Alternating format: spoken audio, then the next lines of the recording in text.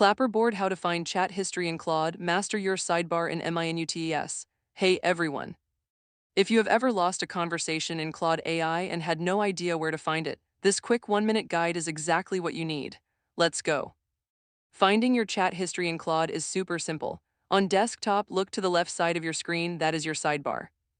All of your previous conversations are saved and listed right there in chronological order, with your most recent chats sitting right at the top. Just click on any conversation to instantly jump back into it.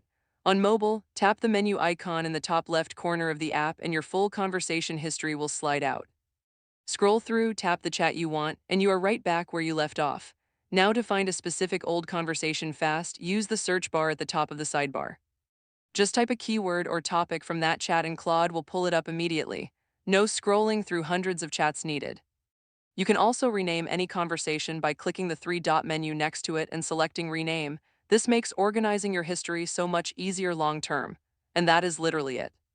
Your entire chat history lives right in that sidebar, always accessible, always saved, always one click away. If this helped, drop a like and subscribe for more Claude tips. See you in the next one.